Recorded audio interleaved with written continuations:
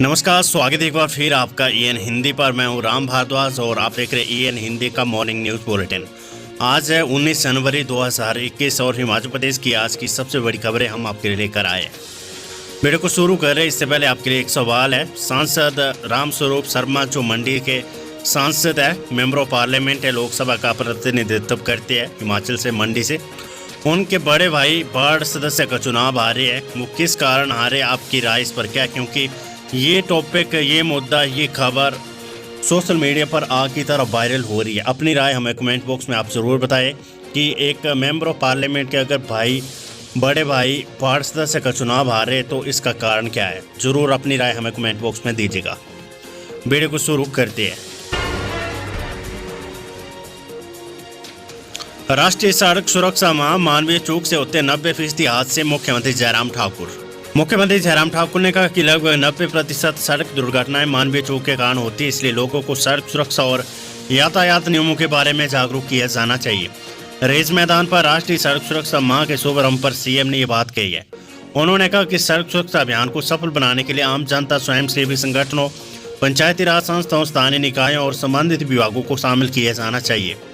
लोक निर्माण विभाग और राष्ट्रीय उच्च मार्ग प्राधिकरण को ये सुनिश्चित बनाना चाहिए कि सड़कों का निर्माण उचित ग्रेड और बेहतर गुणवत्ता के साथ किया जाए। किसी सड़क दुर्घटना का इंतजार करने के स्थान पर पहले दुर्घटना संभावित मोड़ों और सड़कों पर गड्ढों को हटाने का कार्य किया जाना चाहिए। उन्होंने क्या कहा, आइए सुनते हैं। सरकार की ओर से एक नहीं अनेकों बार ये प्रयत्न होते हैं, हर साल प्रयत्न होते हैं। जैसे बताया गया कि पहले ये कार्यक्रम एक सप्ताह के लिए मनाया जाता था, लेकिन अब की बार पूरे देश भर में जो आंकड़े देखे गए और उन आंकड़ों के मुताबिक इस बात को अनुभव किया गया कि सड़क सुरक्षा के इस विषय को बहुत गंभीरता से लेने की आवश्यकता है, क्योंकि इसमें आदमी का जीवन बचाने में अगर हम सफल हो जाते हैं, कामयाब हो जाते हैं,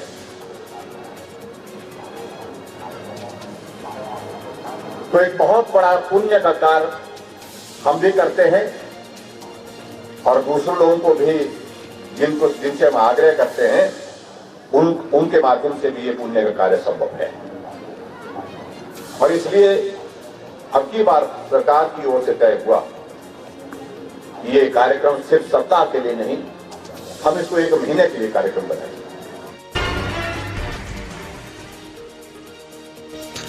बद्दी हेलीपोर्ट के लिए अतिरिक्त भूमि का चयन, शिमला एयरपोर्ट का रनवे 300 मीटर बढ़ेगा। मुख्यमंत्री जयराम ठाकुर ने कहा कि हिमाचल सरकार ने कंगलीधार, बद्दी और रामपुर हेलीपोर्ट के निर्माण का कार्य निष्पादन एजेंसी को सौंप दिया है, जबकि शिमला और सासे हेलीपोर्ट का कार्य शीघ्र पूरा होने वाला है। बद्दी हेलीपोर्ट के लिए अतिरिक्त फैटो और एप्रॉन और बड़े यात्री टर्मिनल भवन के अतिरिक्त भूमि का चयन कर लिया गया है। प्रदेश सरकार कंगलीधार में 3 नए फैटो लगाना चाहती है। फैटो का प्रयोग हेलीकॉप्टर की पार्किंग और अति विशिष्ट व्यक्तियों के आगमन के दौरान उनके प्रोटोकॉल के अनुसार किया जाएगा। खबर है कोरोना वैक्सीन से जुड़ी हुई। मुख्यमंत्री जयराम ठाकुर बोले, कोरोना वैक्सीन पर राजनीति ना करे विपक्ष। मुख्यमंत्री जयराम ठाकुर ने कहा कि कोरोना वैक्सीन को लेकर विरोधियों को राजनीति नहीं करनी चाहिए। उन्होंने कहा कि देश के वैज्ञानिकों ने दिन रात मेहनत करके दवा को तैयार किया है, ऐसे में इस पर राजनीति नहीं होनी चाहिए। मुख्यमंत्री यहाँ मीडिया से अनौपचारिक बातचीत कर रहे थे। उन्होंने कहा कि आने वाले समय में भारत दूसरे देशों को भी वैक्सीन उपलब्ध करवाने की स्थिति में होगा। उन्होंने उम्मीद जताई कि वर्ष 2021 में कोरोना का खात्मा हो जाएगा और देश और प्रदेश में पिछले कुछ समय से कोरोना के मामलों में निरंतर गिरावट आने के अलावा मृत्यु दर भी घटी है।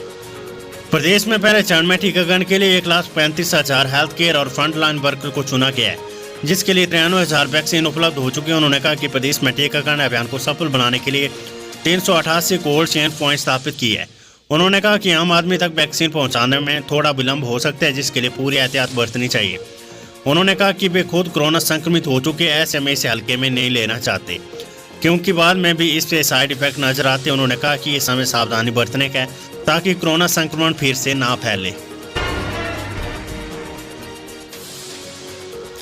आज की बैद रिपोर्ट। हिमाचल में 2 दिन बारिश, बर्फबारी के आसार, न्यूनतम तापमान में कमी दर्ज। हिमाचल प्रदेश में पश्चिमी विक्षोभ की सक्रियता से मौसम में 22 जनवरी के बाद बदलाव आएगा।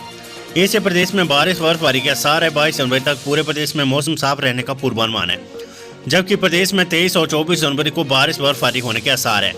उधर न्यूनतम तापमान में कमी आने से प्रदेश के कई क्षेत्रों में सुबह और शाम के समय ठंडक बढ़ना शुरू हो गई है। सोमवार को राजधानी शिमला सहित प्रदेश के सभी क्षेत्रों में मौसम साफ रहा। धूप खिलने से अधिकतम तापमान में 2 से 3 डिग्री की बढ़ोतरी दर्ज की गई है।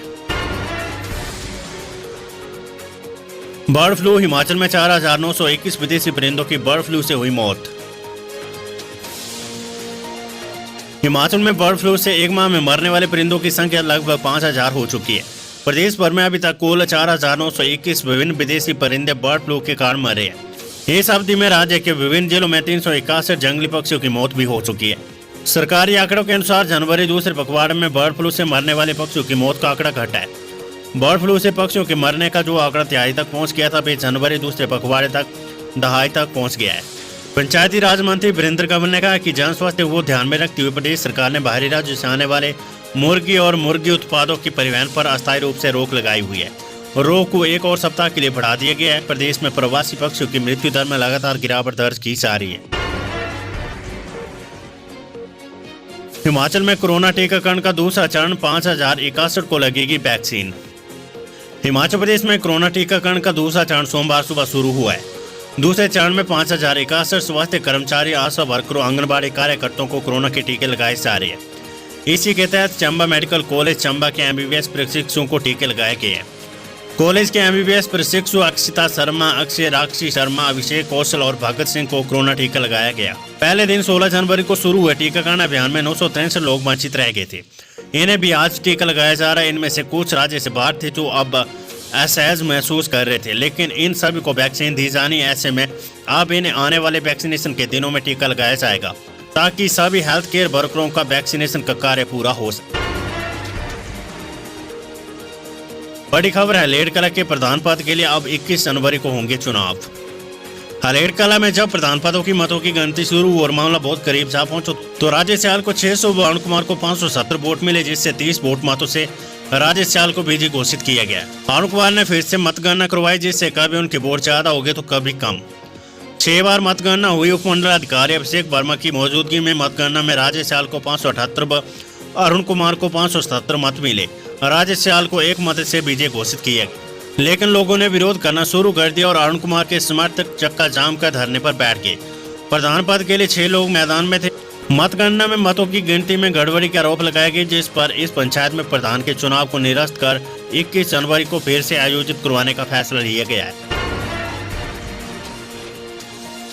पिता का हाल जानने बिलासपुर पहुंचे जगत प्रकाश नड्डा बुधवार को जाएंगे दिल्ली।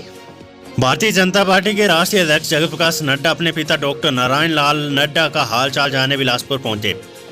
जगत प्रकाश नड्डा के पिता 3 दिन पहले बीमार हुए थे। अब इस स्वास्थ्य नड्डा के पिता चांदपुर के एनआर अस्पताल में उपचाराधीन रहे। राष्ट्रीय अध्यक्ष के साथ हिमाचल प्रदेश के मुख्यमंत्री जयराम ठाकुर भी उपस्थित थे। अस्पताल के मालिक डॉक्टर पंकज शर्मा व विशेषज्ञ चिकित्सकों से उन्होंने पिता का हाल जाना। करीब 1 घंटे तक चिकित्सकीय परामर्श लेने के बाद वे अपने पिता को अपने विजयपुर स्थित आवास में ले गए। इस दौरान उनके साथ घुमारवीं के विधायक एवं मंत्री राजेंद्र गर्ग, जीतराम कटवाल और सुभाष ठाकुर आदि मौजूद रहे।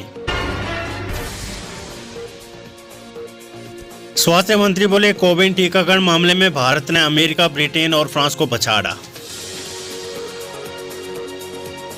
केंद्रीय स्वास्थ्य मंत्री डॉक्टर हर्षवर्धन ने सोमवार को कहा कि देश में एक दिन में रिकॉर्ड संख्या में टीकाकरण किए गए, जो अमेरिका, ब्रिटेन और फ्रांस से कहीं अधिक है। डॉक्टर हर्षवर्धन ने ट्वीट कर कहा कि ये एक रिकॉर्ड है। देशव्यापी टीकाकरण अभियान के पहले दिन अन्य देशों की तुलना में सर्वाधिक संख्या में लोगों को टीका लगाया गया है।